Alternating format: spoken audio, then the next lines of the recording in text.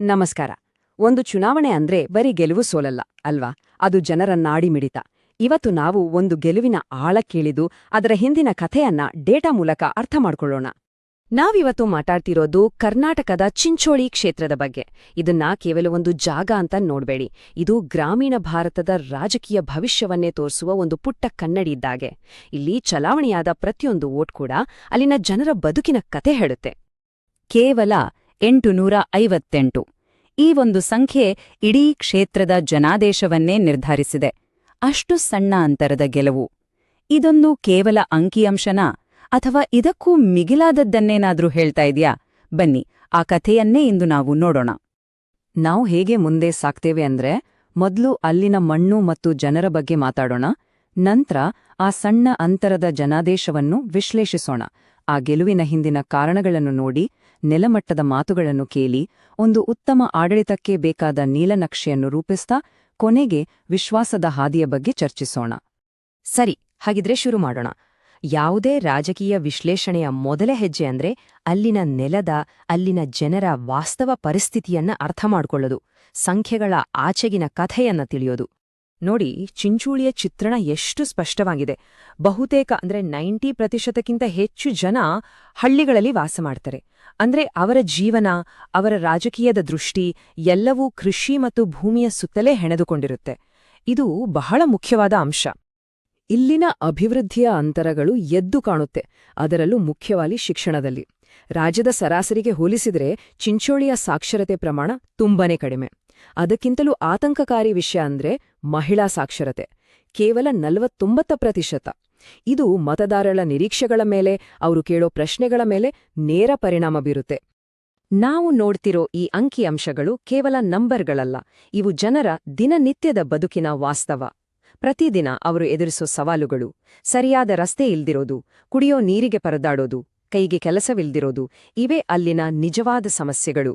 ಸರಿ, ಈ ಸಾಮಾಜಿಕ ಹಿನ್ನೆಲೆಯನ್ನ ಮನಸ್ಸಿನಲ್ಲಿಟ್ಟುಕೊಂಡು ಈಗ ನಾವು 2023ರ ಚುನಾವಣಾ ಫಲಿತಾಂಶವನ್ನೊಮ್ಮೆ ನೋಡೋಣ. ಏನಾಯ್ತು ಅಂತ. ನೋಡಿ, ಎರಡೇ ಚುನಾವಣೆಗಳಲ್ಲಿ ಎಷ್ಟು ದೊಡ್ಡ ಬದಲಾವಣೆ ಆಗಿದೆ. 2018ರಲ್ಲಿ ಸುಮಾರು 19,000 ವೋಟುಗಳ ಭರ್ಜರಿ ಬಹುಮತ. ಆದ್ರೆ 5 ವರ್ಷದಲ್ಲಿ 2023ರಲ್ಲಿ ಗೆಲುವಿನ ಅಂತರ ಕೇವಲ 858ಕ್ಕೆ ಇಳಿದಿದೆ. ಇದು ಏನು ಸೂಚಿಸ್ತೆ? ಈ ಕ್ಷೇತ್ರದ ಮತದಾರರು ಎಷ್ಟು ಚಂಚಲ ಮನಸ್ಸಿನವರು ಅನ್ನೋದನ್ನ ಇದು ಸ್ಪಷ್ಟವಾಗಿ ತೋರಿಸುತ್ತೆ. ಈ ಫಲಿತಾಂಶದಿಂದ ನಮಗೆ 3 ಸ್ಪಷ್ಟ ಸಂಕೇತಗಳು ಸಿಗತ್ತೆ. ಮೊದಲನೇದು ತೀವ್ರ ಚಂಚಲತೆ. 5 ವರ್ಷದಲ್ಲಿ 15 ಪಾಯಿಂಟ್ ಸ್ವಿಂಗ್ ಅಂದ್ರೆ ಸಣ್ಣ ಮಾತಲ್ಲ. ಎರಡನೇದು ಜನರ ಆದ್ಯತೆಗಳು ಬದಲಾಗಿವೆ. ಕಲ್ಯಾಣ ಯೋಜನೆಗಳು ಬೇಕು, ಆದ್ರೆ ಅದಕ್ಕಿಂತ ಹೆಚ್ಚಾಗಿ ಜೀವನೋಪಾಯಕ್ಕೆ ದಾರಿ ಅಂದ್ರೆ ಉದ್ಯೋಗ ಬೇಕು ಅಂತ ಕೇಳ್ತಿದ್ದಾರೆ. ಮತ್ತು ಮೂರನೇದು ಗೆದ್ದ ಅಭ್ಯರ್ಥಿಯ ಪ್ರೊಫೈಲ್. ಸ್ಥಳೀಯವಾಗಿ ಬೇರುಗಳಿದ್ದರೂ ಅವರ ಗೆಲುವು ತುಂಬಾನೇ ದುರ್ಬಲವಾಗಿದೆ. ಗೆದ್ದ ಅಭ್ಯರ್ಥಿ ಅವಿನಾಶ್ ಜಾಧವ್ ಅವರನ್ನ ನೋಡಿದ್ರೆ ಅವರ ಶಕ್ತಿಯೇನು? ಅವರು ಸ್ಥಳೀಯರು, ಒಬ್ಬ ವಿದ್ಯಾವಂತ ಡಾಕ್ಟರ್. ಆದ್ರೆ ದೌರ್ಬಲ್ಯಗಳೂ ಇವೆ. ಜನಾದೇಶ ತುಂಬಾನೇ ಸಣ್ಣದು, ಮತ್ತೆ ಸ್ವಜನ ಪಕ್ಷಪಾತದ ಒಂದು ಗ್ರಹಿಕೆ ಇದೆ. ಅವರಿಗೆ ಕೇಂದ್ರದ ಯೋಜನೆಗಳನ್ನ ಬಳಸ್ಕೊಳ್ಳೋ ಅವಕಾಶ ಇದೆ, ಆದ್ರೆ ಅದೇ ಸಮಯದಲ್ಲಿ ವಿರೋಧ ಪಕ್ಷಗಳು ಮತ್ತೆ ಪುಟಿದೇಳಬಹುದು, ಮತದಾರರ ತಾಳ್ಮೆ ಕೂಡ ಕಟ್ಟೆ ಒಡೆಯಬಹುದು. ಈ ಫಲಿತಾಂಶವನ್ನ ನಾವು ಕೇವಲ ಒಬ್ಬ ವ್ಯಕ್ತಿಯ ಗೆಲುವು ಅಥವಾ ಇನ್ನೊಬ್ಬರ ಸೋಲು ಅಂತ ನೋಡಬಾರದು. ಇದರ ಹಿಂದೆ ಆಳವಾದ ವ್ಯವಸ್ಥಿತ ಸಮಸ್ಯೆಗಳಿವೆ. ಅದನ್ನ ಅರ್ಥ ಮಾಡ್ಕೊಳ್ಳೋದು ಮುಖ್ಯ. ನೋಡಿ, ಇದೊಂದು ಸರಪಳಿಯ ಹಾಗೆ. ಮೂಲಸೌಕರ್ಯ ಅಂದ್ರೆ ರಸ್ತೆ, ನೀರಿನ ಕೊರತೆಯಿಂದ ಶುರುವಾಗುತ್ತೆ. ಇದರಿಂದಾಗಿ ಸಹಜವಾಗಿ ಉದ್ಯೋಗ ಸೃಷ್ಟಿಯಾಗಲ್ಲ. ಕೈಗೆ ಕೆಲಸವಿಲ್ಲದಿದ್ದಾಗ ಜನರಲ್ಲಿ ಹತಾಶೆ, ಆಕ್ರೋಶ ಹೆಚ್ಚಾಗುತ್ತೆ. ಇದು ನೇರವಾಗಿ ಮತದಾನದ ಮೇಲೆ ಪರಿಣಾಮ ಬೀರುತ್ತೆ. ಇಲ್ಲಿ ನಾವು ಒಂದು ಬಹಳ ಮುಖ್ಯವಾದ ವಿಷಯವನ್ನ ನೆನ್ಪಿಟ್ಕೋಬೇಕು. ಜನರ ಗೌರವ ಅನ್ನೋದು ಕೇವಲ ಟೊಳ್ಳು ಭರವಸೆಗಳಿಂದ ಬರೋದಲ್ಲ. ನಮ್ಮ ಮಾತುಗಳನ್ನ ಯಾರಾದ್ರೂ ಕೇಳಿಸ್ಕೊಳ್ತಾರೆ, ನಮ್ಮ ಮೂಲಭೂತ ಅಗತ್ಯತೆಗಳನ್ನ ಪೂರೈಸ್ತಾರೆ ಮತ್ತು ನಮ್ಮ ಜೊತೆ ಗೌರವದಿಂದ ಮಾತಾಡ್ತಾರೆ ಅನ್ನೋ ಭಾವನೆ ಬಂದಾಗ ಮಾತ್ರ ನಿಜವಾದ ಘನತೆ ಸಿಗೋದು. ಇದು ನಮ್ಮ ಸಂವಿಧಾನದ ಆಶಯ ಕೂಡ. ಸಾರ್ವಜನಿಕವಾಗಿ ಮಾತಾಡುವಾಗ ಈ ಜವಾಬ್ದಾರಿ ಇರಲೇಬೇಕು. ಸರಿ, ಈಗ ನಮ್ಮ ವಿಶ್ಲೇಷಣೆಯನ್ನ ಇನ್ನೊಂದು ಹಂತಕ್ಕೆ ಕೊಂಡೊಯ್ಯೋಣ. ಇತಿಹಾಸವನ್ನೊಮ್ಮೆ ಕೆದಕಿ ನೋಡೋಣ.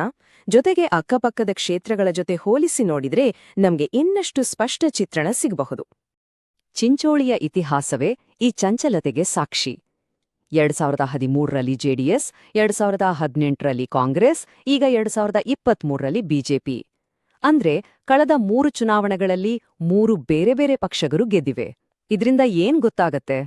ಇಲ್ಲಿ ಯಾರೊಬ್ಬರದ್ದು ಹಿಡಿತವಿಲ್ಲ. ಮತದಾರರ ವಿಶ್ವಾಸವನ್ನ ಪ್ರತಿ ಬಾರಿಯೂ ಹೊಸದಾಗಿ ಗಳಿಸ್ಬೇಕಾಗುತ್ತೆ.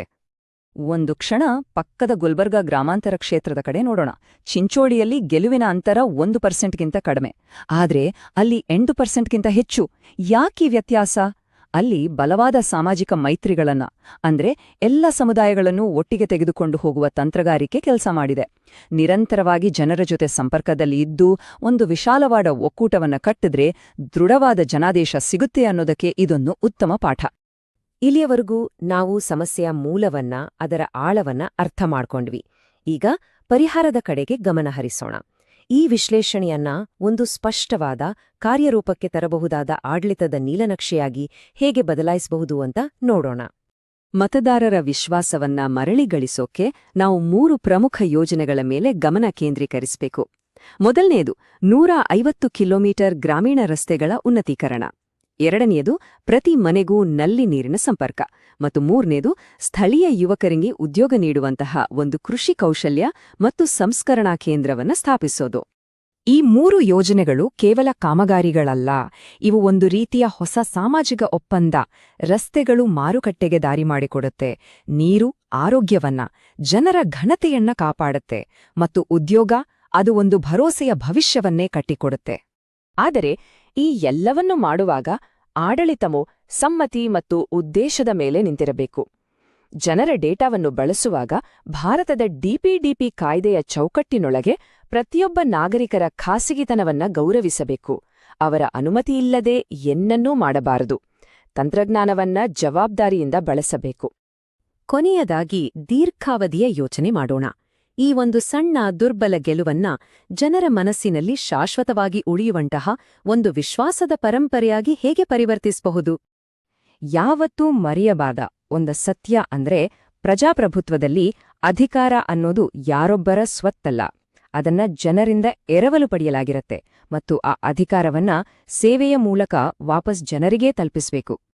ನೀವು ಜನಕೇಂದ್ರಿತ ನಾಯಕರಾಗಲು ಮತ್ತು ನಿಮ್ಮ ಕ್ಷೇತ್ರವನ್ನು ಉನ್ನತೀಕರಿಸಲು ಬಯಸಿದ್ರೆ blueprintstrategies.ai ಅನ್ನು mgr@blueprintstrategies.ai ನಲ್ಲಿ ಸಂಪರ್ಕಿಸಿ ಅಥವಾ 080-4204-1602ಗೆ ಕರೆ ಮಾಡಿ. ನಮ್ಮ ಉದ್ದೇಶ ರಾಜಕೀಯವನ್ನು ಮೀರಿದು.